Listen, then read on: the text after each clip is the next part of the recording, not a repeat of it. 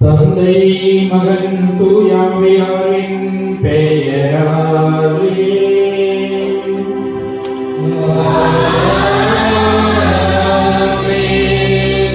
நம் ஆண்டவராகிய இயேசு கிறிஸ்துவின் அருளும் கடவுளின் அன்பும் தூயாவியாரின் நட்புறவும் உங்கள் அனைவரோடும் இருப்பதாக.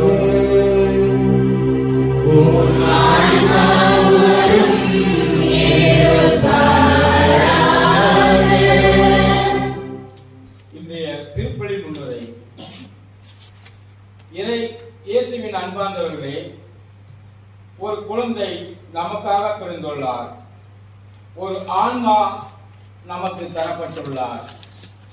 இருள் சூழ்ந்து பனி பொழியும் இந்த இரவு பொழுதிலே உள்ளத்தில் மகிழ்ச்சியும் முகத்திலே உவகையும் உங்கிலும் இவ்வேளையில் நம்முடன் இருந்து நம்மை அன்பு செய்ய மனிதராய் அவதரித்த கிறிஸ்துவின் பெருவிழா கொண்டாட்டத்தில் பங்கேற்க வந்திருக்கும் உங்கள் அனைவரையும் அன்புடன் வரவேற்கின்றோம்.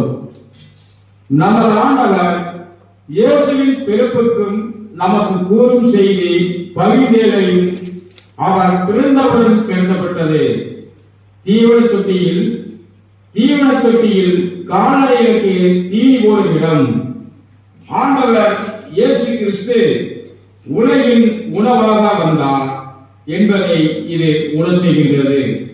நம்மிடம் இருப்பதை இல்லாத எளிவர்களோடு பகிர்ந்து வாழ்வோம்.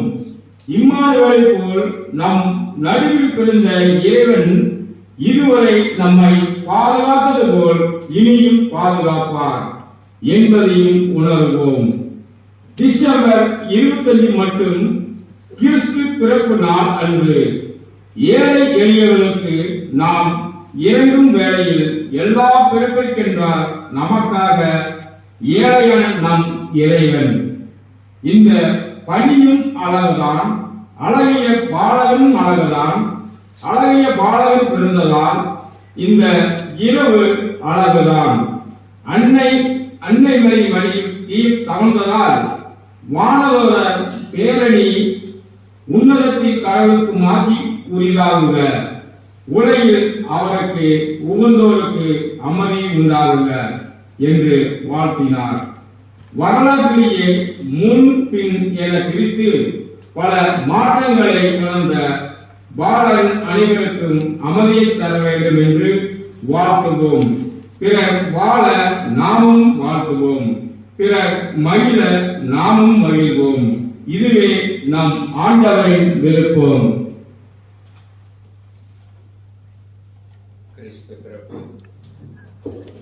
கிறிஸ்து பிறப்பு மகிழ்ச்சியின் செய்தி. கிறிஸ்துவர்களாகிய நமக்கு மட்டுமல்ல, மண்ணில் பிறந்த மனிதர்கள் அத்தனை பேருக்குமே மகிழ்ச்சியின் செய்தியாக இறைவனால் கொடுக்கப்பட்ட ஒரு செய்தி. அந்த கிறிஸ்து பிறப்பு பெருவிழாவை ஆண்டவர் தருகின்ற நிறை மகிழ்வோடு இணைந்து கொண்டாடவோ இந்த பரிசுத்தமான கல்வாரி வழியை ஒப்புக் கொடுக்க தடையாக இருக்கிறேன். நம்முடைய பாவங்கள் பலவீனங்களை நினைத்து மனம் வருத்தி ஆண்டவரிடம் மன்னிப்பை வேண்டுவோம்.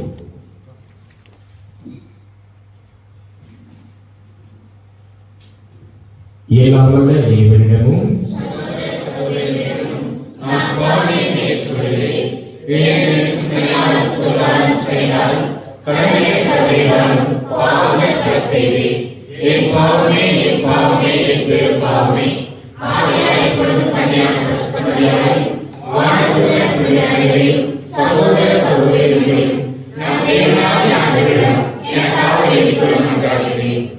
எல்லாவற்றை இறைவன் நம்மீது இரக்கம் வைத்து நம் பாவங்கள் பலவீனங்கள் அனைத்தையும் மன்னித்து நம்மை முடிவில்லாத நிலை வாழ்விற்கு அழைத்துச் செல்வாராக.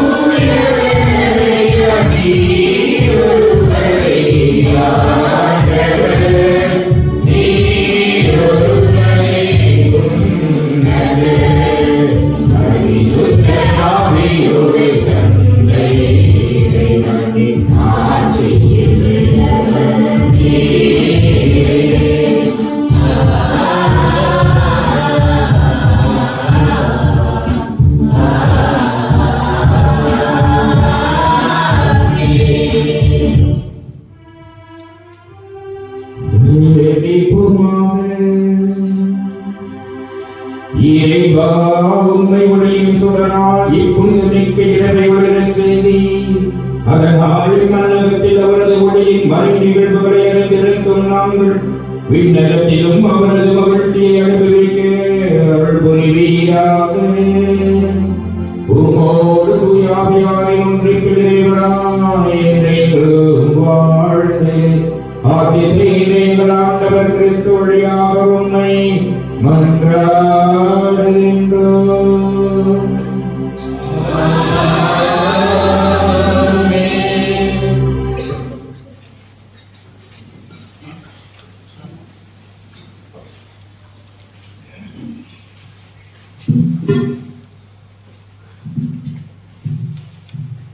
முதல் வாசக முன்னுரை.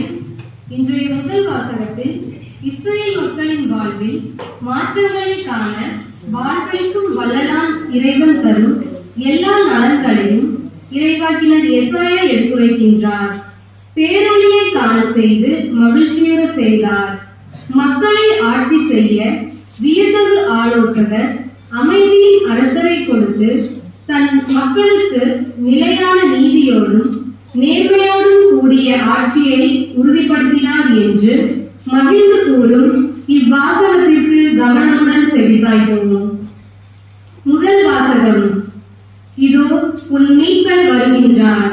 இறைவாக்கினர் எசாயா நூலிலிருந்து வாசகம். அதிகாரம் 62 11 முதல் 12 வரையுள்ள இறைவசனங்கள். இறைவாக்கினர் எசாயா நூலிலிருந்து வாசகம். அதிகாரம் 62 11 முதல் 12 வரை உள்ள இறைவசனங்கள். உலகின் கடைக்கோடி வரை ஆண்டவர் பறைசாற்றியது. மகள் சீயோனிடம் சொல்லுங்கள், இதோ உன் மீட்பு வருகின்றது. அவரது வெற்றி பரிசு அவருடன் உள்ளது. அவரது செயலின் பயன் அவர் முன்னே உள்ளது. புனித மக்களிடம் என்றும் ஆண்டவரால் விடுதலை அடைந்தவர்கள் என்றும் அவர்கள் அழைக்கப்படுவார்கள்.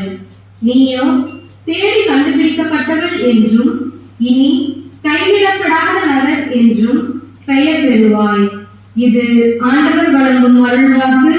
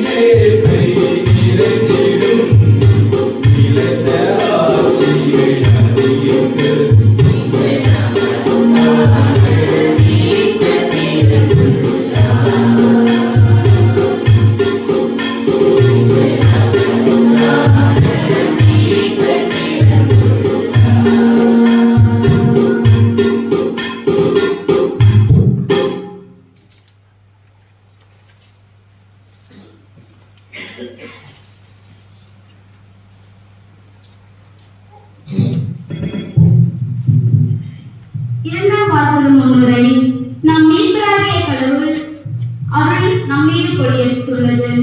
இவ்வருளை வளப்படுத்த நாம் தீமையை களைய வேண்டும். ஏனெனில் இயேசுவின் மாட்சி வெளிப்பட போகிறது.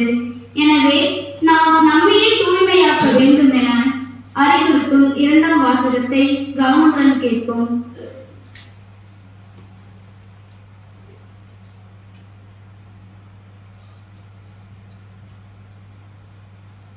இரண்டாம் வாசகம்.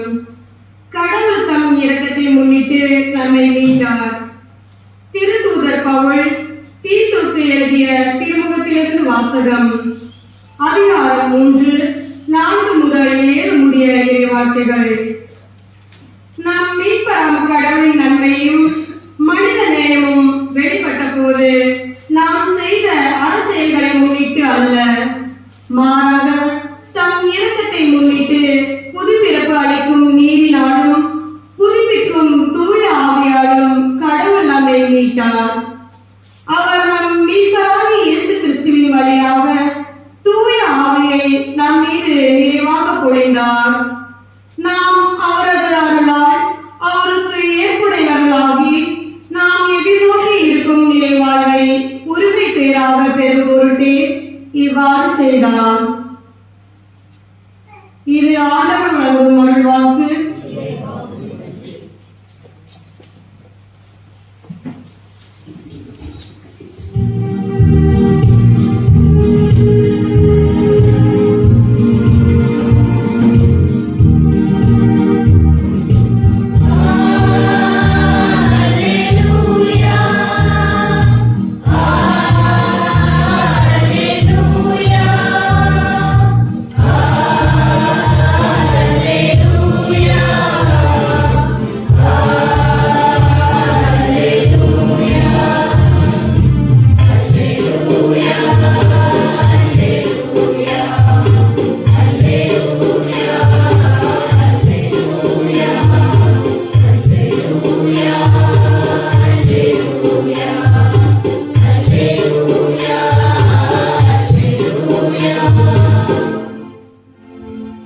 பெருமகிழ்ச்சியூட்டும் நற்செய்தியை உங்களுக்கு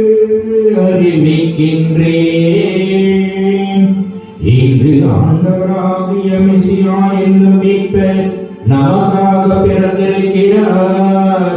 அல்லேலூயா, அல்லேலூயா, அல்லேலூயா, அல்லேலூயா.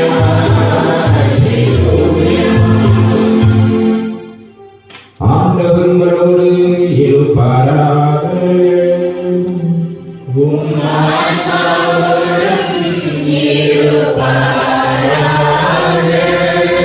லூக்கா எழுதிய தூய நற்செய்தியிலிருந்து வாசகம்.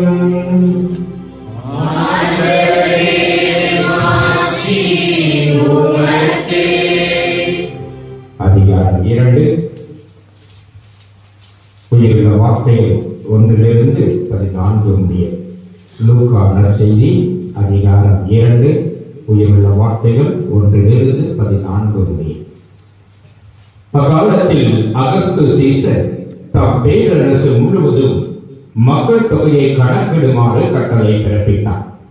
அதன்படி சிறிய நாட்டில் குரேலியு என்பவர் ஆளுநராக இருந்தபோது முதல் முறையாக மக்கள் தொகை கணக்கிடப்பட்டது. தம் பெயரை பதிவு செய்ய அனைவரும் அவரவர் ஊருக்கு சென்றனர். தாவீதின் வழிமரபினராகிய யோசேப்பும் தமக்கு மன ஒப்பந்தமான மரியாவோடு பெயரை பதிவு செய்ய கலிலேயாவில் உள்ள நாசரேத் ஊரிலிருந்து யூதேயாவில் உள்ள பெத்லகேம் என்ற தாவீதின் ஊருக்கு சென்றார். மரியா கருவுற்றிருந்தார். அவர் தம் அங்கு அவர்கள் இருந்த பொழுது மரியாவுக்கு பேறு காலம் வந்தது. மரியா தம் மகளை பெற்றெடுத்தார். விடுதியில் அவர்களுக்கு இடம் கிடைக்கவில்லை. எனவே பிள்ளையை துணிகளில் பொதிந்து தீவன தொட்டியில் கிடத்தினார். அப்பொழுது அப்பகுதியில் உள்ள வயல்வெளியில் இடையர்கள் தாங்கி இரவெல்லாம் தங்கள் கிடையை காவல் காத்துக் கொண்டிருந்தார்கள். திடீரென்று ஆண்டவருடைய தூதர் அவர்கள் முன் வந்து நின்ற போது ஆண்டவரை மாற்றி அவர்களை சுற்றி கொண்டிருந்தது. மிகுந்த அச்சம் அவர்களை ஆட்கொண்டது. வானதூதர் அவர்களிடம், அஞ்சாதீர்கள், இதோ எல்லா மக்களுக்கும் பெரும் மகிழ்ச்சியூட்டும் நற்செய்தியை உங்களுக்கு அறிவிக்கிறேன்.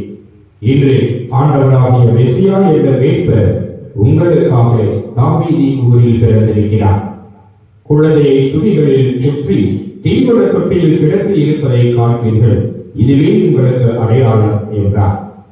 உடனே விண்ணக தூதர் பேரணி அந்த தூதருடன் சேர்ந்து உன்னதத்தில் கடவுளுக்கு மாற்றி உரித்தாகுக, உலகில் அவருக்கு உகந்தோருக்கு அமைதி உண்டாகுக என்று கடவுளை புகழ்ந்தது. ஆண்டவரின் அருள்வாக்கே. கிறிஸ்துவே உமக்கு புகழ்.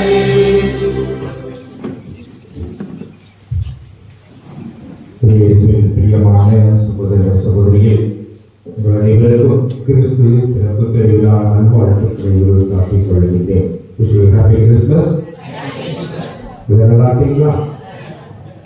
யாரெல்லாம் ஏன்னா 12 மணிக்கு பூசை வச்சு எங்க தூக்கத்தை கிடத்தேன்னு அவங்களாம் கோயிலுக்கு வந்துருக்கீங்களா சொல்லு பார்க்கலாம். Happy Christmas. யாரெல்லாம் கொண்டாடிக்கொள்ள தாங்க முடியல, நல்லா தூங்கிட்டு இருந்த வேலை செஞ்சுட்டு 12 மணிக்கு சாமியார் போஸ் வச்சுட்டாரு, மரியாதையா எதிரே எழுப்பி கூப்பிட்டு வந்தாங்கன்னு வந்து உட்காந்துக்கிற ஆம்பளைகளா சொல்லுங்க. Happy Christmas.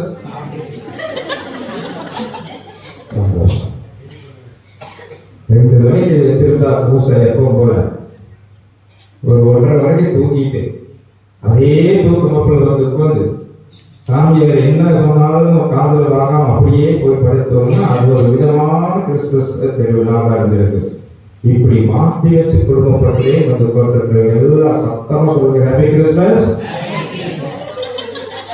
வாழ்த்துக்கள். ஏன்னா நம்ம நிலைமை இன்னைக்கு அப்படித்தான் இருக்கு இல்லையா? மாதா சொன்னாரு, முதலா இங்க சிறுபை போற மக்களுக்கு 12 மணிக்கு பூசை வைக்கிறேன். எனக்கு ஆச்சரியமா இருக்குது. நானும் இதே மாதிரி மாவட்டத்தில் 17 வருஷமா சாமியாரா இருக்கிறேன். இன்னைக்கு தான் உங்க பக்கத்துக்கு வந்துட்டு உங்களை பார்க்கக்கூடிய ஒரு பாக்கியத்தை உங்க பக்கத்துல எனக்கு வழங்கியிருங்க. இப்போ நான் அங்க என்னை அழைச்சிட்டு வர்றதுக்கு ஒரு தம்பி வந்திருந்தாங்க. பேர் என்ன? ஜோபி லோகேஷ் வந்திருந்தாரு. அதை இப்பதான் முதல்ல எங்க பக்கத்துல 12 மணிக்கு பூசை இருக்குங்க. மாதர் சொன்னார்ப்பா அப்படின்னு. சரி, முதல்ல ஒண்ணு நடக்குது அப்படின்னா நம்மகிட்ட என்ன மாற்றம் இருக்கு? எப்படி இருக்கு? நான் 14 வருஷம் சாமியாருக்கு படிச்சேன். இந்த முதல் பூசை வைக்கிற அனுபவம் இருக்குது இல்லையா? அது எப்படி இருக்கு? சந்தோஷமா இருக்கு. அப்படின்னா அந்த தயாரிப்பு எப்படி இருந்திருக்குன்னு கேட்கிறேன். அந்த போலதான் இருக்கு. நான் அப்படி பயந்து ஒழியாது. பெரிய கோயில்னால கோயில் அழகா இருக்கு. பெரிய கிரவுண்டு, சேர்கள்லாம் இருக்கு, அழகா வச்சிருக்காங்க. குடில் எக்ஸலண்ட். யார் சொல்லிச்சாங்களோ வாழ்த்துக்கள். அப்படியே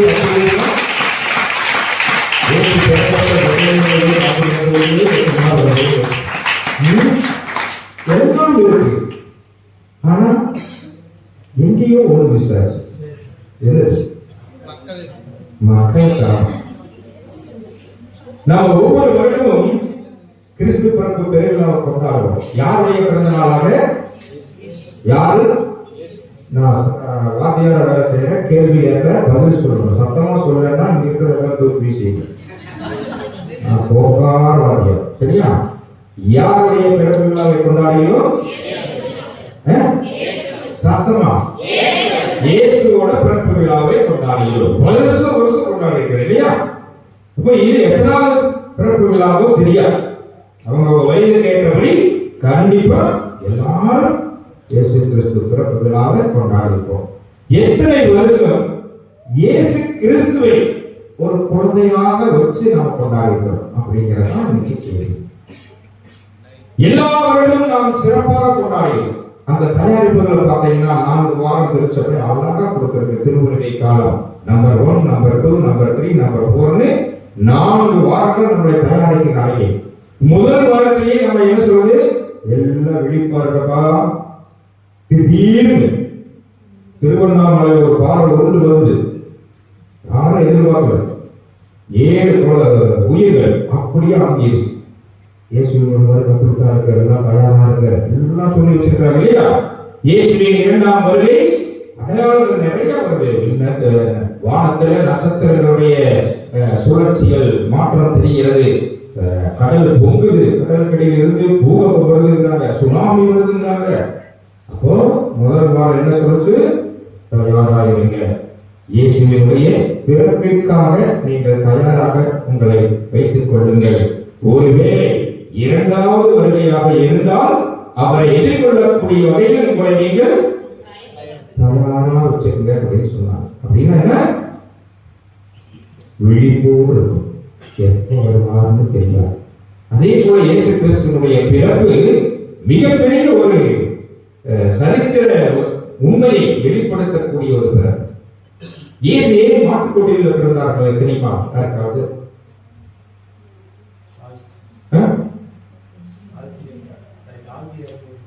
தாழ்ச்சியா மனுஷனா வந்ததே மிகப்பெரிய தாழ்ச்சியா. அவர் ஏன் அதிலும் ஒரு மாட்டுக்குடியை தேர்ந்தெடுக்க வேண்டும்? யாரும் இல்லையா? குறிப்பா அந்த சத்திரக்காரர்கள் இல்லையா? இன்றைய நற்செய்தியில இன்னைக்கு 300 கரெக்டா வாசிங்க, வாசகம் கண்டே தப்பா வாசிங்க. நீங்க எதுக்கு 4 போசிட்டு வரணும், கொஞ்சம் கவனமா வாசிங்க. எனக்கு வாசகம் மாற்றினா பிடிக்காது. 300 கரெக்டா வாசிங்க.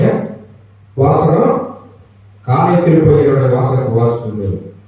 ஓகே, அப்போ இயேசுவினுடைய பிறப்புங்கிறது ஒரு மிகப்பெரிய நற்செய்தியாக எல்லா மக்களுக்கும், இன்னைக்கு நற்செய்தியில அப்படித்தான் சொன்னார் லூக்கா, எல்லா மக்களுக்கும் மிகப்பெரிய நற்செய்தி அப்படின்னு சொன்னார். அப்ப அந்த நற்செய்திங்கிறது எப்படிப்பட்டதாக இருந்திருக்கணும், எதிர்பார்ப்புகள் எப்படி இருந்திருக்கும், எல்லா மக்களும் ஒரு மீட்பர் வேண்டும், ஒரு ஹீரோ எங்களுக்கு வேண்டும் அப்படின்னு எதிர்பார்த்திருந்தார்.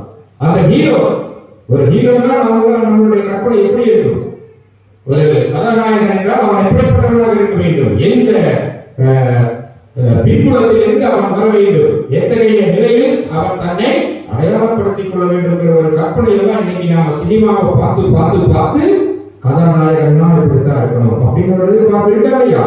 எங்கேயாவது ஒரு தமிழ் படத்துல ஒரு கதாநாயகன் வில்லன் மாற தோத்து போயிட்டே இருக்கிற, அடி வாங்கிட்டே இருக்கிறான்னு அந்த படம் நம்ம ஊர்ல ஓடுமா? ஓடாதா? ஓடாது. ஏன்னா கதாநாயகன்னா அடிக்கிறவங்க தான் இருக்கணும், அடி வாங்குறவங்க இருக்கக்கூடாது அப்படிங்கிறது நம்மளுடைய சிந்தனை ஓட்டம். நமக்கே இப்படி இருக்குன்னா, ஆண்டாண்டு காலம் அடிமைத்தனத்துல இருந்து நுறுக்கப்பட்டு ஒதுக்கப்பட்டு நீ புறக்கணிக்கப்பட்டு நீங்க எல்லாம் மனிதர்களே இல்லைன்னு சொல்லிட்டு இருந்த ஒரு இனம், யாராவது எனக்கு ஒரு கதாநாயகன் வரமாட்டானா, யாராவது ஒரு நாயகன் வந்து என்னை மீட்டுக் கொண்டு வரமாட்டானா, என்னையும் ஒரு மனிதனாக ஏற்றுக்கொள்ளக்கூடிய ஒருவர் உதிக்க மாட்டானான்னு பல ஆண்டுகளாக ஏக்கத்தோடு இருந்த மக்களுக்கு எஸ்ஐயா இறைவாக்கினர் சொல்றார், உங்களுக்கு ஒரு மீட்பர் வருவார், பயப்படாதீங்க, தைரியமாக உங்களுக்கு ஒரு மீட்பர் வருவார் அப்படின்னு எஸ்ஐயா சொன்னாரு, எரேமியா சொன்னாரு, எசேக்கியேல் சொன்னாரு, எல்லாரும் சொல்றாங்க.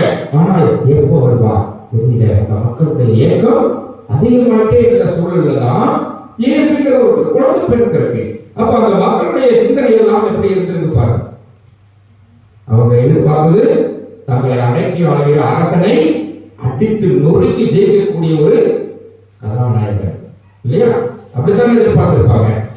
யாரெல்லாம் அடக்கி அடக்கி தங்களை அடிமைப்படுத்திக் கொண்டே இருக்கிறார்களோ அவர்களை தூக்கி எறிந்துவிட்டு எங்களை மீட்டுக் கொள்ளக்கூடிய ஒரு கதாநாயகன். அப்படின்னா ஒரு அரசனை ஜெயிக்கிறோம்னா ஜெயிக்கக்கூடிய இன்னொருவர் யாராக இருக்க முடியும்? அந்த அரசனை விட அதிகமா படைபலம், அதிகமான வலிமை, அதிகமான போர்த்திறன் உள்ள ஒருவரை தான் அந்த மக்கள் எதிர்பார்த்திருப்பாங்க இல்லையா? நீங்க பூசம் வீட்டுக்கு போறீங்க, உங்க எல்லாருக்கும் ஆளுக்கு ஒரு தங்க காசு கொடுக்குறாங்கன்னு வச்சுக்கோங்க. யாரெல்லாம் பூசை நிறுத்தீங்க, யாரெல்லாம் முதல்ல லைன் வெளியே போவீங்க, அது மட்டும் சைலண்டா இருப்பீங்க. ஆனா உள்ள மனசு ஓடும். நம்மளுடைய எண்ணங்கள் எல்லாம் நம்முடைய தேவை, நமக்கு விடுதலை, நமக்கு அதிகமாக கிடைக்க வேண்டும், நாம யாராவது வந்து காப்பாற்றிட வேண்டும் அப்படிங்கிற ஒரு எண்ணத்தில் இருந்த அந்த மக்களுக்கு இயேசு கிறிஸ்து அப்படிங்கிற ஒரு குழந்தை எங்க பிறந்திருக்கு? மாட்டுக்கொட்டில பிறந்திருக்கு. மாட்டுக்கொட்டில பிறந்த ஒரு குழந்தை ஒரு பெரிய ராஜாவை எதிர்த்து சண்டை போட முடியுமா? சண்டை போட முடியுமா? அந்த மக்கள் இவர் நமது மெசியாவாக இருக்க வாய்ப்பில்லை அப்படித்தான் நம்பினார். சரியா? முதல்ல அந்த மக்கள் நம்மை மீட்டெடுக்கக்கூடிய அளவுக்கு ஒரு பின்புலத்தில் இருந்து இயேசு கிறிஸ்துங்கிற குழந்தை பிறக்கல. அந்த குழந்தைக்கு நம்ம மீட்கக்கூடிய சக்தி இருக்காது. யெசாயா சொன்ன அந்த இயேசு, அந்த குழந்தை இதுவாக இருக்கார் அப்படிதான் நினைச்சார். அதே போல இந்த சத்திரக்காரர் அப்படின்னாலே ஒரு நெகட்டிவ் ஆஸ்பெக்ட், அதாவது எதிர்மறையாக தான் நம்ம பார்ப்போம் இல்லையா? ஏன்னா மாதா பிரசவ வழிய துடிச்சிருக்கிறாங்க. இந்த இடம் கொடுன்னு கேட்கும்போது அந்த சத்திரக்காரர் என்ன சொல்றாங்க? இடம் இல்லை. அதாவது ராஜா கட்டளை விட்டார், எங்கெங்கோ இருந்த மக்கள் எல்லாம் வந்து கணக்கெடுப்புக்கு தங்கள் பெயரை பதிவு செய்ய வேண்டும். முன்னாடி வந்தவங்களுக்கு இடம் கொடுத்துட்டாங்க. அது இயல்பா நடந்துச்சு இல்லையா? ஆனாலும் ஒரு மனிதாபிமான அடிப்படையில நிறைவாத கர்ப்பிணி கடும் குளிர பிரசவ வழியில இருக்கும் போது யாராவது ஒருத்தர் மனசரங்கி ஒரு ரூப காலியம் பண்ணி கொடுத்திருந்தா கூட இயேசுவினுடைய பிறப்பு எங்க இருந்திருக்கும்? சத்திரத்துல நல்ல ஒரு கம்ஃபர்டபுளான பிறப்பா இருந்திருக்கும் இல்லையா? இடம் கிடைச்சிருக்கும். ஆனா அந்த சத்திரக்காரர் என்ன பண்றாரு? இடம் இல்லைட்டார். இடம் இல்லைன்னு சொன்னதுனால அந்த வரலாற்றை நம்ம பார்த்தோம்னா அதே சத்திரக்காரர் எங்க சத்திரத்துல இடம் இல்லை, பக்கத்துல ஒருத்தர் இடம் வச்சிருக்காரு இருக்கா போகுது. அங்க போகும்போதுதான் அவரு எங்க கிட்ட இடம் இல்லை, ஆனா மாட்டு அடைக்கக்கூடிய ஒரு கொட்டில் இருக்கு. அங்க நீங்க இப்ப இந்த குளிரில் இருந்து அந்த பிரசவ வழியில துடிச்சிட்டு இருக்கிற அந்த பெண்மணியும் வயிற்றிலிருந்து வெளிவிட போகிற உலகத்தை பார்க்க ஆசையாக குடித்து வரப்போகின்ற அந்த குழந்தையும் ஓரளவு நீங்கள் காப்பாற்றிக் கொள்ள முடியும் அப்படின்னு சொல்லி அந்த இடத்தை கொடுத்தாங்க. அதனாலதான் இயேசு எங்க பிறந்தாரு? மாட்டுக்கொட்டில் பிறந்தார். ஒருவேளை அவர் சத்திரத்தில் இடம் கிடைத்து சத்திரத்தில் பிறந்திருப்பாரானால் 4 சுவற்றுக்குள் மீட்பரையுடைய பிறப்பு அப்படியே அடங்கி போயிருக்கும் ஒரு வரலாறாக வளர்த்திருக்கார். இதுவும் கடவுளின் திட்டம் தான். ஆகவேதான் இயேசுவினுடைய பிறப்பை பற்றி அவருடைய இறப்புக்கு பின்னால் நிறைய யூதர்களுக்கும் இஸ்ராயேல் மக்களுக்கும், எல்லாரும் யூதர்கள் தான், இயேசு கிறிஸ்துவுக்கு பின்னால் இயேசுவை பின்பற்றிய யூதர்களுக்கும் அதுக்கு முன்னால மோசேசின் வழியாக அழைக்கப்பட்டு கொண்டு வரப்பட்டாங்க இல்லையா, அந்த யூதர்களுக்கும் பயங்கர பிளவு உண்டாச்சு. ஏன்னா இயேசுவை அவர்கள் ஏற்றுக்கொள்ளவில்லை, மீட்பராக ஏற்றுக்கொள்ளவில்லை. அதனாலதான் அவர்கள் சிலுவையில் அறைந்தார்கள்.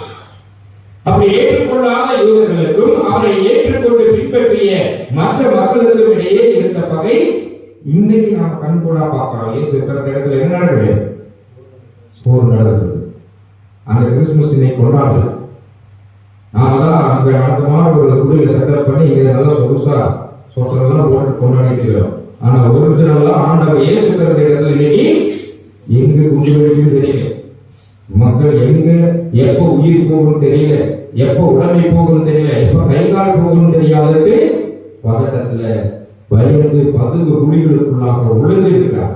ஆனா நாம அங்க நடந்த நிகழ்வை இங்க விழாவாக கொண்டாடி கொண்டிருக்கின்றோம். ஏன் இந்த பிறகு? அப்போ ஒரு 6 ஆண்டுகளுக்கு பின்னால் இயேசு உயிர்த்தெழுந்ததற்கு பின்னால ஒரு சின்ன கதை சொல்லுவான். ஒரு யூத பெண்மணி அந்த இயேசு பிறந்த ஊர் வழியாக போகின்றார். அங்க ஏதோ கூட்டம் ஃபங்க்ஷன் நடக்குது. அங்க ஒரு மிகப்பெரிய ஃபங்க்ஷன், ஒரு பெரிய ஹாஸ்டல் கட்டி வச்சிருக்காரு, விடுதி. யாரெல்லாம் வெளிப்போக்குவர்கள் வர்றாங்களோ, ரொம்ப தூரத்துல இருந்து வர்றாங்களோ அவங்க எல்லாம் ரூம் கொடுத்து, சாப்பாடு கொடுத்து, அவங்களுக்கு தேவையான அத்தனையும் கொடுத்து அவர்களை பத்திரமாக வழி அனுப்புவது அவருடைய பழக்கம். அவர் ஒரு யூதர், அதாவது இயேசு கிறிஸ்துவை பின்பற்றாத யூதர். சரியா? அப்போ இந்த விடுதியில அவர் எல்லாருக்கும் இலவசமா எல்லாத்தையும் வழங்கினார். ஒரே ஒரு ரூல் போட்டிருந்தார், கட்டளை விதித்திருந்தார் விடுதி காப்பாளர்கள். எந்த காரணத்தை கொண்டும் இயேசுவை சிலுவையில் அறைந்து கொன்ற யூதர்களை என்னுடைய விடுதியில தங்க அனுமதிக்க கூடாது. அதான் அவர் கொடுத்த ஒரே கட்டளை. அப்போ ஒரு முறை ஒரு யூத பெண்மணி வர்றாங்க, இடம் கேட்கிறாங்க. இது எங்க விடுதியினுடைய விதி என்னன்னா, யாருக்கு வேண்டுமானாலும் நாங்கள் இங்கே உங்களுக்கு அறை தங்குவதற்கு கொடுக்கலாம், அவர்களை உபசரித்து வழி அனுப்பலாம். எவ்வளவு தூரத்திலிருந்து வந்தாலும் சரி, இனம், மொழி, ஜாதி இது எல்லாம் கடந்து. ஆனா எங்க விடுதி கட்டளைப்படி யாருக்கு கொடுக்க கூடாது? யூத குலத்திலிருந்து வர்ற ஒரு ஆணுக்கோ பெண்ணுக்கோ நாங்கள் தங்குவதற்கு இடம் கொடுப்பதில்லை. ஏனென்றால் நீங்கள் இயேசுவை கொண்டவர்கள். அப்படி அந்த அம்மா பேசுறாங்க, இரவாயிடுச்சு, வேற வழி இல்லை, எங்கேயும் போக முடியாது, நான் தனியாக வந்திருக்கிறேன் அப்படின்னு. அப்போ அந்த விடுதி காப்பாளருக்கு கொஞ்சம் மனசு இறங்கி 3 கேள்வி கேட்டார். எத்தனை கேள்வி? முதல் கேள்வி, இயேசு எங்க பிறந்தார்? எந்த ஊர்ல பிறந்தார்?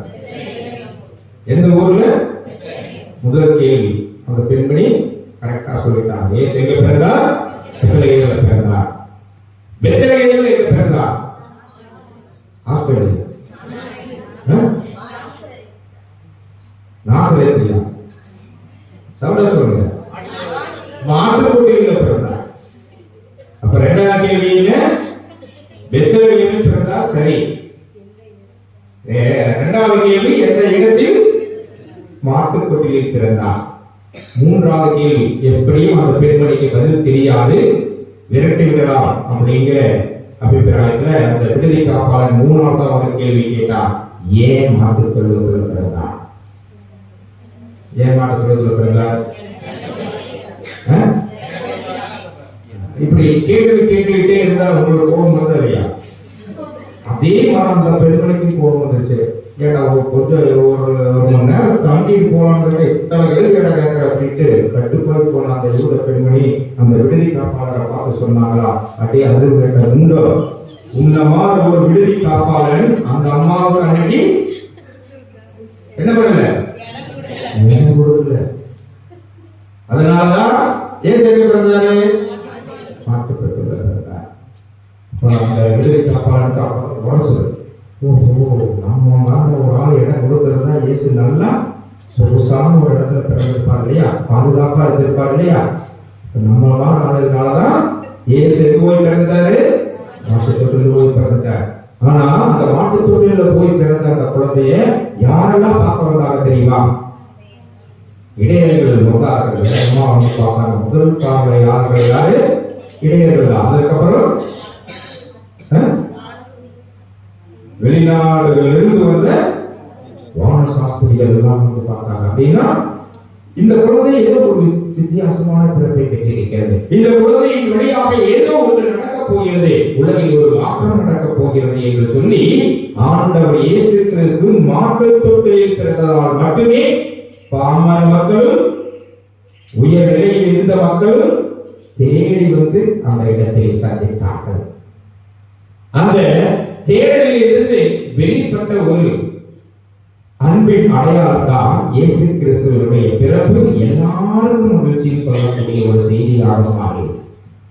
ஒருவேளை சத்திரத்தில் பிறந்திருந்தால் மாதாவுக்கும் சுசையப்பருக்கும் ஒரு மகிழ்ச்சியான செய்தியாக முடிந்து போயிருந்திருக்கலாம் இல்லையா?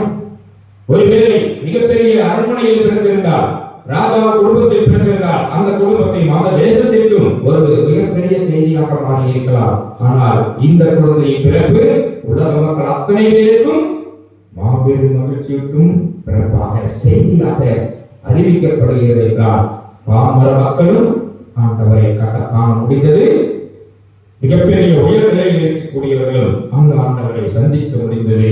அப்படிப்பட்ட எல்லாரையும் ஏற்றுக்கொள்ளக்கூடிய, எல்லாரையும் ஈர்த்துக் கொள்ளக்கூடிய, எல்லாருக்கும் சந்தோஷத்தை ஆசீர்வாதத்தை தரக்கூடிய ஒரு பிறப்பை இயேசு கிறிஸ்துவுக்கு கொடுக்க இந்த உலகம் தயார்படுத்தி இருந்தது என்பதுதான்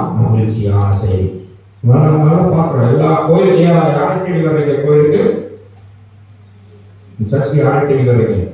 சாமியார்களா? பக்கமா ஏசப்பா. ஏசப்பா யாரு? கடவுள். அப்ப கரெக்டா சொல்றதை எதுக்கு பயப்படுறீங்க? தப்பா சொல்றதால சவுண்டா சொல்றீங்க. இதுதான் உலகம். சரியா சொல்ற வேண்டியதெல்லாம் அப்படியே பயந்து தப்புங்கிறத தாவரம் மன சொல்லிக்கிற மாதிரி வைக்கிறீங்க. சரியா சொல்றீங்க. இயேசு கிறிஸ்து யாரு? கடவுள் தான். அப்ப நாம இங்க யாரை தேடி வருகிறோம்? கடவுளை தேடி வருகிறோம். மற்ற மதத்தை சார்ந்த மக்கள் எல்லாம் யாரை தேடி போகிறார்கள்? கடவுளை தேடித்தான் போகிறார்கள். ஆனால் அவர்கள் கடவுளை தேடி போய்த்தான் ஆக வேண்டும். ஏனென்றால் கடவுள் அவர்களை தேடி வரவில்லை. நாம் எப்படிப்பட்ட பாக்கியம் பெற்றவர்கள்? நம்மை தேடி யார் வருகிறார்? ஆமா, மாட்டுக்கோட்டில பிறந்ததுனால நம்ம வீட்டிலேயும் நம்ம உள்ளத்திலையும் பிறகு ஏற்ற ஒரு கடவுளாக மேலிருந்து கீழே வந்திருக்கிறார். அதுதான் மகிழ்ச்சி, அதுதான் எல்லாருக்கும் சந்தோஷம். அதனால வெளி வேடங்களில் அல்ல, வெளி ஆடம்பரங்களில் அல்ல, என்னுடைய உள்ளத்தில் இயேசு பிறக்க வேண்டும். நான் கொண்டாடுகின்ற இந்த கிறிஸ்து பிறப்பு பெருவிழா இயேசு கிறிஸ்துவை குழந்தையாக வைத்துக் கொண்டாட வேண்டும் இல்லையா? அதற்கு என்ன நான் செய்ய வேண்டும்? எனக்குள்ள இருக்கிற ஏற்றத்தாழ்வுகள், அந்த யூதர், அந்த இஸ்ராயல் அப்படிங்கிற அந்த பாகுபாடு, பாலஸ்தீனம் இஸ்ராயல் என்று சண்டை போர்க்களமாக மாறி மன்னர்கள் மனிதத்தை மறந்து போகின்ற சூழலுக்குள் தள்ளுவதற்காக, தள்ளப்படுவதற்காக இயேசு என்ற குழந்தை இந்த உலகிலே பிறக்கவில்லை. நாம் எல்லோரும் ஒன்றாக இருக்க வேண்டும். ஒன்றாக இருப்பதோடு அல்லாமல் நன்றாகவும் வாழ வேண்டும். நன்றாக வாழ்வது என்பது மகிழ்ச்சியாக இருக்க வேண்டும். அதனால்தான் யோவான் நற்செய்தியில் ஆண்டவர் இயேசு கிறிஸ்து மிக தெளிவாக சொல்லுவார், என்னுடைய மகிழ்ச்சி நிறைவு பெறுவதற்காக நான் என் தந்தையின் மகிழ்ச்சியாக இந்த உலகத்திற்கு வந்தேன். என்னுடைய மகிழ்ச்சி நிறைவடைய இந்த மக்களை என்னோடு சேர்த்துக் கொள்வேன்னு அவருடைய மகிழ்வின் நிறைவாக நாம் அனைவரையும் ஏற்றுக்கொள்ள தயாராக இருந்தார். ஆகவே அந்த இயேசு கிறிஸ்துவின் பிறப்பைத்தான் நாம் இன்னைக்கு கொண்டாடுறோம். அப்படி கொண்டாட நாம மனசுக்குள்ள எத்தனை பிளவுகள், பகை உணர்வுகள், தேவையற்ற சிந்தனைகள், அதை வைத்துக் கொண்டிருக்கும் போது அந்த குழந்தை நாம் உள்ளங்களிலும் இல்லங்களிலும் பிறப்பாக என்றார் நிச்சயம் இல்லை.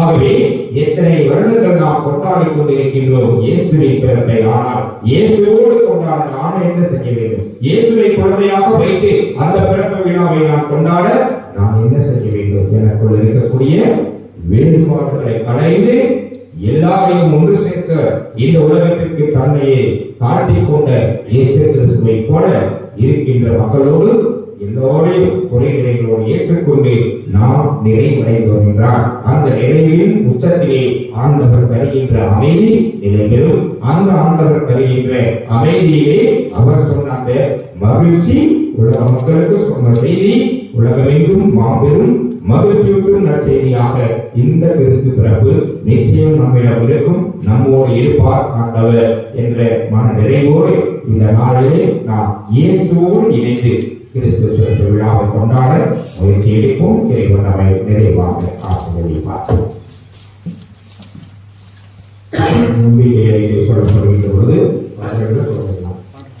சொல்லப்படுகின்ற பொழுது கன்னிமரியாவிலிருந்து பிறந்து மனிதரானார் என்ற வார்த்தை வரும்போது எல்லோரும் தலை வணங்கி அந்த பாடலை பாடுவோம்.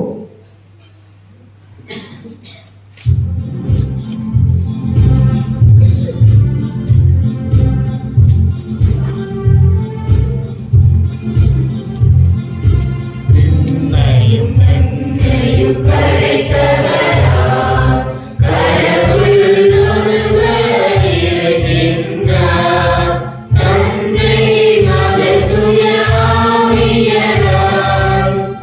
you.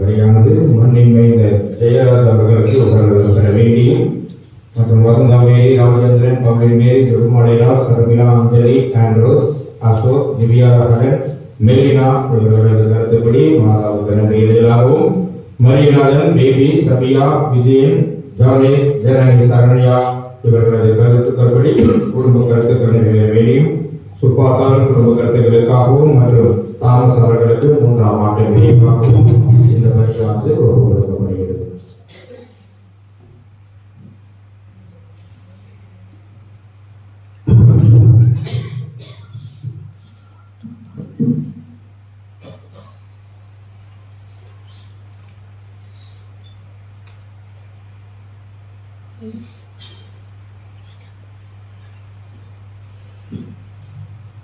எங்களுக்காக மனதுறுதி எடுத்த என் இறைவா, திரு அவையை வழிநடத்தும் திருத்தந்தை, ஆயர்கள், குருக்கள், கன்னியர்கள், பொதுநிலையினர் முன்னெடுக்கும் எல்லா சீர்திருத்த நடவடிக்கைகளிலும் அவர்களுக்கு துணையாய் உடனிருந்து திரு அவையை காலத்திற்கு ஏற்ப வழிநடத்திட அருள் புரிய வேண்டும் என்று இறைவா உண்மை மன்றாடுகிறோம்.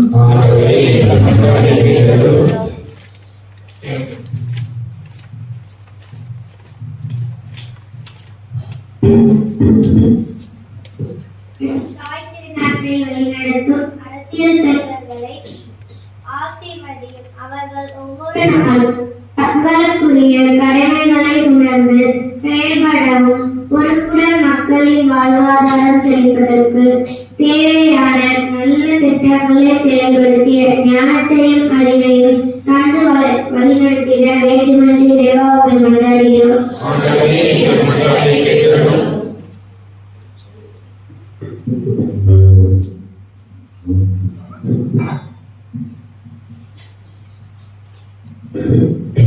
எல்லா வல்லவரே இறைவா, நீர் நமக்கு கொடுத்துள்ள எல்லா வளங்களுக்காகவும் நமக்கு நன்றி கூறுகிறோம். இம்மகிழின் காலத்தில் நீர் நமக்கு தந்த வல்லமை நேரமாக்காது, தேவையற்ற ஆடம்பரத்திற்காக செலவிடாது, பொறுப்புணர்வோடு வாழ்வையை பயன்படுத்துவதற்காகவும் ஏழைகளோடு பகுதி வாழ்வதற்காகவும் வேண்டிய நல்ல குணத்தை தர வேண்டும் என்று இறைவனை மன்றாடுகிறோம்.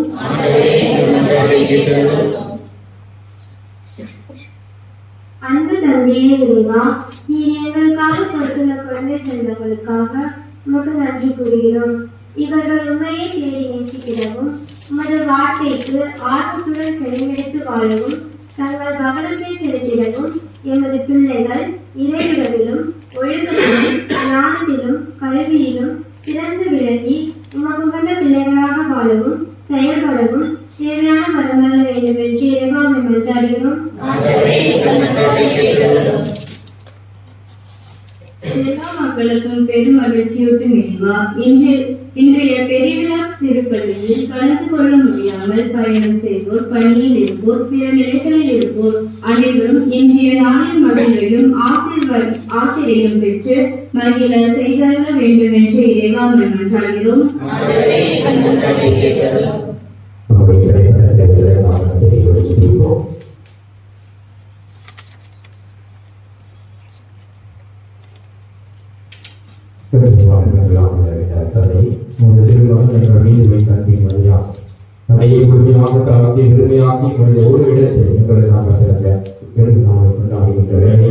எங்களுடைய உள்ளங்கள் அவரது பிறப்பின் மாட்சியை நிறைவடையும் நாங்கள் அவரது மகிழ்ச்சியை பங்கு கொள்ள மாற்றிய பெற வேண்டிய தேவையான வளர்ச்சி நம்பிக்கையோடு கேட்டிருக்கிறோம். இந்த வரலாற்றுகளை எல்லாம் எங்கள் மீட்பர் பிரச்சனை மாற்றி கிறிஸ்து வழியாக எங்களுக்கு தந்தரிடும். ஆமென்.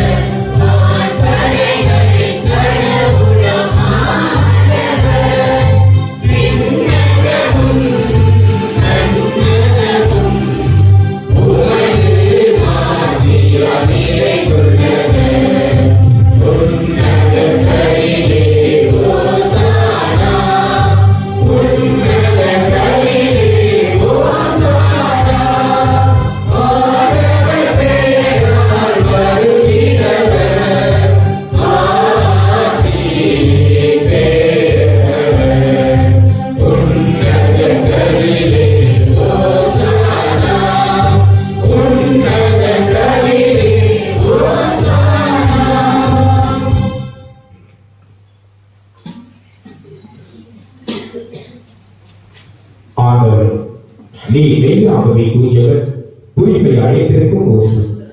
ஆகவே உம்முடைய ஆவியை பொழிந்து இக்காணிக்கைகளை தூய்மைப்படுத்த உம்மை வேண்டுகின்றோம். இவ்வாறு எங்கள் ஆண்டவர் இயேசு கிறிஸ்துவின் உடலும் இரத்தமுமாக எங்களுக்கு இவை மாறுவதாக. அவர் வாழ்வுள்ள உலகமடைந்து தம்மை கையில் போது அப்பத்தை எடுத்து நன்றி செலுத்தி அதை விட்டு தம் சீடர்களுக்கு அளித்து அவர் கூறுகிறார், அனைவரும் இதிலிருந்து பெற்று உண்ணுங்கள், ஏனெனில் இது உங்களுக்காக கையளிக்கப்படும் என் உடல்.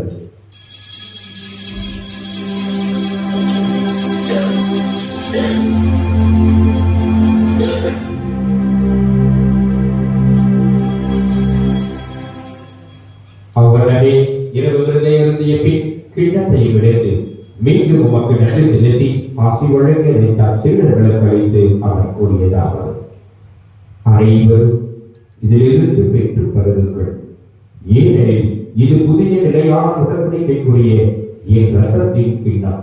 இது பாவ மன்னிப்புக்கேற்று உங்களுக்காகவும் பலருக்காகவும் சிந்தப்படும். இதை என் நினைவாக செய்யுங்கள்.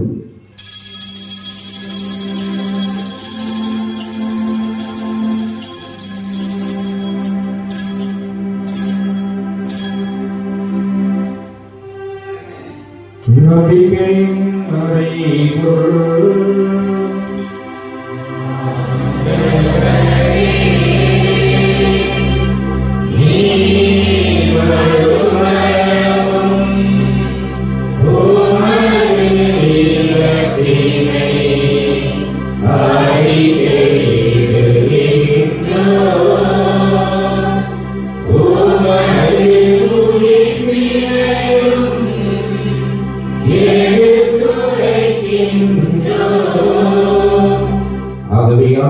நாங்கள் கிறிஸ்துவின் இறப்பினை உயிர்ப்பினை நினைவுகூர்ந்து வாழ்வதற்கு அப்பத்தை இணைப்படையும் கிண்ணத்தையும் உமக்கு ஒப்புக் கொடுக்கின்றோம்.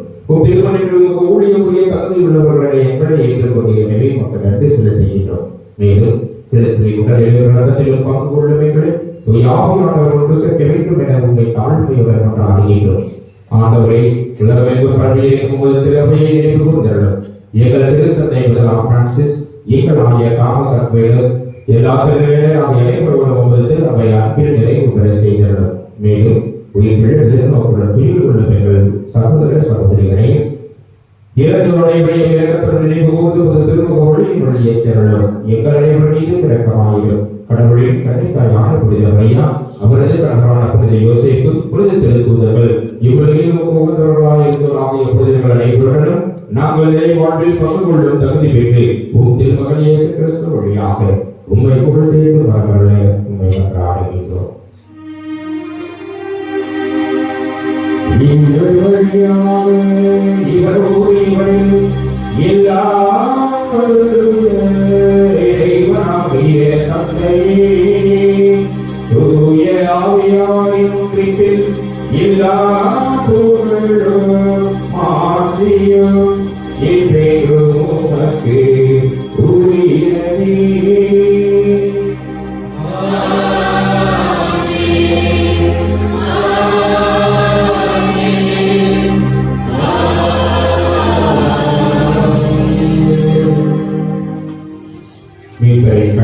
கற்பிக்கப்பட்டு தேவப்படியால் பயிற்சி பெற்றிருக்கிறார். இந்த பாலகன் இயேசு நாம் இல்லங்களின் உள்ளங்களிலும் பிறகு வேற்றுமைகளை கலைந்து ஏற்று ஒற்றுமையோடு ஆண்டவரின் மகிழ்வு நிறைவுடைய வரவே நம் ஆண்டவர் கற்றுக் கொடுத்த தேவத்தை விட தந்தையை நோக்கி நம்பிக்கையோடு தெரிவிப்போம். தந்தையே, உமது பெயர் உமது ஆட்சி வருக, உமது திருவுளம் விண்ணுலகில் நிறைவேறுவது போல மண்ணுலகிலும்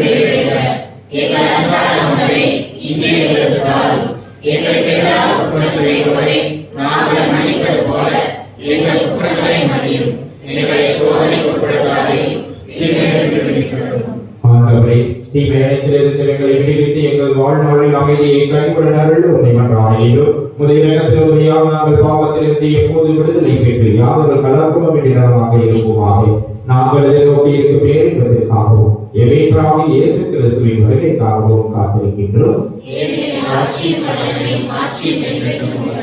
ஆண்டவரே இயேசு கிறிஸ்துவின் அமைதியை உங்களுக்கு விட்டுச் செல்கிறேன், என் அமைதியை உங்களுக்கு அளிக்கிறேன் என்று உங்களுடைய திருத்தூதர்களுக்கு மொழிகிறேன். எங்களது பாவங்கள் பிளவீனங்கள் குற்றமுறைகளை எல்லாம் பாராமல் விதத்தில் அவையை நம்பிக்கையை மட்டுமே கண்டோகி முதல் திருமணத்திற்கு ஏற்பதற்கு அமைதியை ஒற்றுமையை அளித்தவீராக என்றும் வாழ்ந்து ஆட்சி செய்கின்றவனே. ஆண்டவருடைய அமைதி உங்களோடு இருப்பதாக. ஒருவருக்கு கிறிஸ்து இயேசுவின் அமைதியை அமைவோடு பகிர்ந்து கொள்வோம்.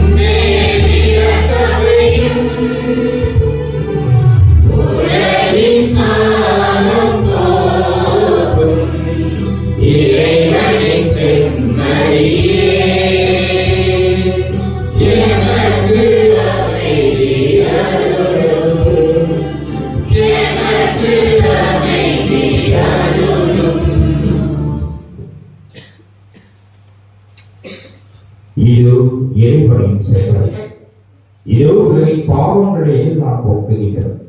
மனுக்குலம் முழுமைக்கு மாபெரும் நற்செய்தியாக நம் உள்ளங்களிலும் இல்லங்களிலும் பிறக்க தன்னையை நாட்டிக் கொண்ட கருணை ஆண்டவர் இவரை இவரது அன்பின் திருவிழத்திற்கு இன்று அழைக்கப்பட்டிருக்கின்ற நாம் ஒவ்வொருவரும் உண்மையிலேயே பேர்கின்றவர்கள்.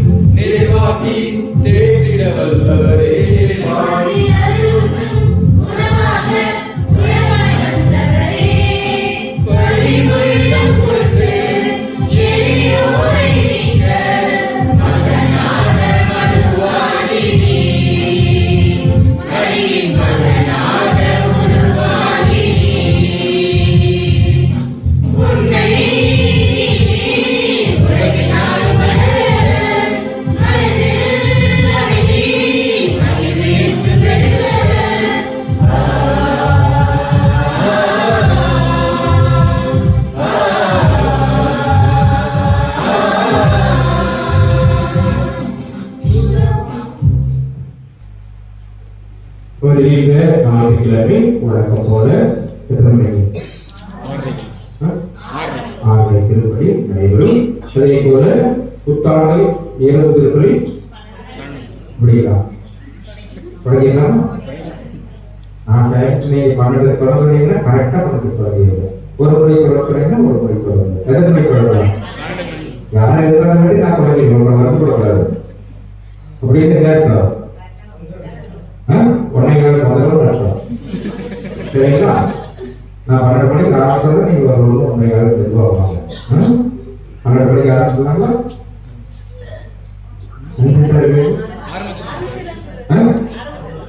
உங்க பகுசாமியா ஷார்ப்பா இருக்க சொல்லுவாரு, நான் அதோட ஷார்ப்பா இருப்பேன். அதனால தொடங்கிங்கன்னா பதில்படாதீங்க. கூட்டாளி மாதா வரநாடு நல்ல ஆசீர்வாதம் புதிய ஆடு தொடங்கணும்னு கடவுளை காத்திருக்க வைக்க கூடாது. நம்ம என்ன பண்ணணும்? கடவுளுக்கு மாசத்தோட நாம வேகமா வரணும். அப்போ 1 மணிக்கு கடவுள் பூசை ஆரம்பிக்கிறாருன்னு சொன்னா, சாரி 12 மணிக்கு ஆரம்பிக்கிறாருன்னு சொன்னா 11:50 மொத்த பக்கம் 100 குடும்பம் இருக்குங்க. எண்ணி பார்க்க ஒரு கலை கூட இல்லை. எப்படிங்களா? 100 குடும்பம் இருக்கீங்களா இங்க இப்போ? அதான் அதனால முடிந்த வரை இதெல்லாம் நமக்கு வருடத்தில் ஒரு முறை கிடைக்கக்கூடிய ஒரு வாய்ப்பு. ஆசீர்வாதத்தோடு நாம் இந்த நாளை அந்த ஆண்டை துவங்க வேண்டும். அன்னை மரியாதையுடைய பரிந்துரை நீங்க மாதாவோட பேர்ல பாதுகாப்புல உங்க பங்க வச்சிருக்கீங்க. அப்ப அந்த மாதாவுக்கு ஒரு சிறப்பு எழுதிய போது நாம தான் ஆர்வத்தோட ஆசையோட முன்னுக்கு வரணும். சரிங்களா? மணி அடிச்சு பகுசாமியார் விட்டாங்க மைக்கில் அனௌன்ஸ் பண்ணி அப்பதான் மண்டை செய்வதுங்கிறது இருந்ததுன்னா கடவுளை நம்ம காண்பிக்கவே நடக்கும். அது புரியுது நம்ம கிடையாது. பயப்படாது. அங்கெல்லாம் நீங்க எங்க வேணும் நீங்க கண்டிட்டு வரலாம். நீங்க 12 மணிக்கு ஆரம்பிச்சு வரலாம்.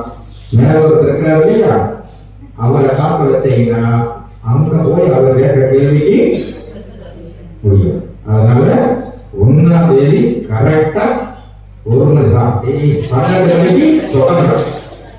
ஓகே? 100 குடும்பம் இருக்கும். நான் இன்னைக்கு குடும்பத்தையே எடுப்பேன். குடும்பம் அப்புறம் 100 தான் கவுண்ட் பண்ண போறேன். அதனால நீங்க குடும்பங்களே வாழ்த்துக்கள். அந்த சிறப்பா பாடக்கூடிய வாழ்த்துக்கள் நம்ம கொஞ்சம் ஓகே. நல்லா வாய்ஸ் இருக்கு, நல்லா மியூசிக் இருக்கு. குட்டி போய் நல்லா வாசிக்கிறாங்க. பிராக்டிஸ் பண்ணுறீங்களா? கீபோர்டு கிளாஸுக்கு போறீங்களா?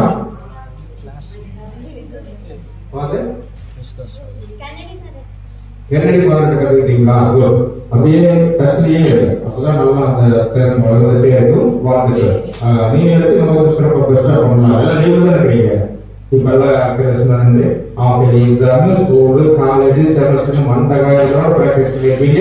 கொஞ்சம் சொல்லுச்சு.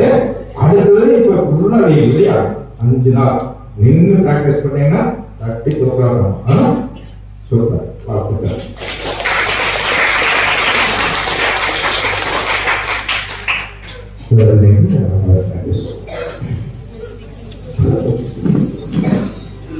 நன்றியோடு ஆண்டவரே எங்கள் மீட்பரை பிறப்பு விழாவை கொண்டாடுவதில் நாங்கள் மகிழ்ச்சி அடைகின்றோம். இவ்வாறு மென்மையானவர்களால் நாங்கள் அவரது விண்ணகத்தோழமைக்கு ஒன்று சேரும் தகுதி வெற்றிகள் எங்களுக்கு அருள் புரிவீராக. ஏதேனும் வாழ்ந்து ஆண்டு செய்கின்ற வழியாக உண்மை மன்றாடுகின்றோம்.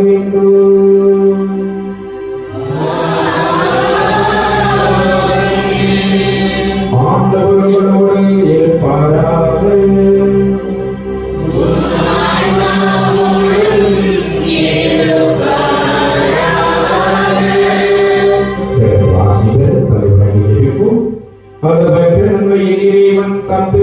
மனித பிறப்பால் உலகையுடைய அவற்றி அவர் மாற்றினை பிறப்பால் புனிதமிக்கு இந்த இறைமையுடன் வைத்தார்.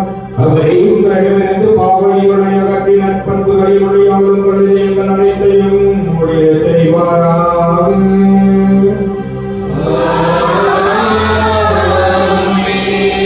நீ புத்தகம் பிறப்பின் பெருமகிழ்ச்சி ஒட்டு நற்செய்தி ஏழைகளுக்கு தம்மானது வழியாக அறிவிக்க திருவுளம் கொண்ட இறைவன் உங்கள் மனங்களையும் மகிழ்ச்சியால் நிரப்பி தம் நற்செய்தியின் அறிவிப்பாளர்களாய் உங்களை விளங்க செய்வாராக.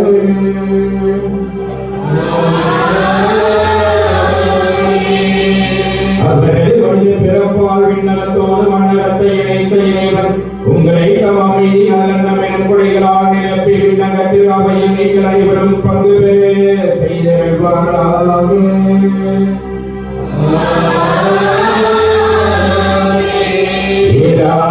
இறைவன் தந்தை மகன் தூயாவியார் உங்கள் மேலிறங்கி உங்கள் அனைவரையும் ஆசீர்வதிப்பாராக.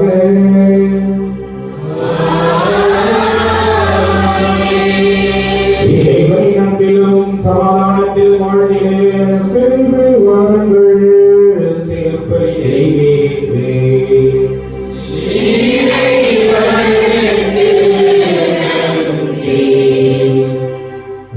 திருப்பலி முடிந்தவுடன் ஆலயத்திற்கு வெளியே உங்களுக்கு கிறிஸ்துவ பெருமாவும் மகிழ்ச்சி ஊட்டும் அந்த இனிப்பு கேக்குகளை உங்களுக்கு தந்தை வழங்கியிருக்கிறார். Each one catch one. சரிங்களா? ஏன்னா அது நம்ம இயேசு பிறப்பை பற்றி பேசிக்கிறோம், ஷேரிங்கை பற்றி எல்லாம் சொல்லிக்கிறோம். அப்போ நாம முந்தைய அறுபது முக்கிய போகிறோம்.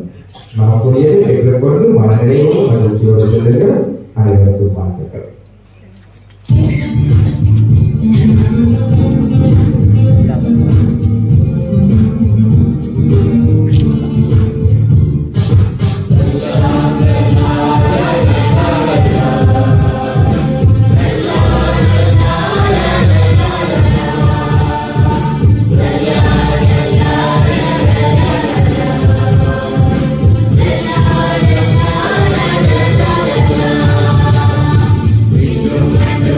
Thank you.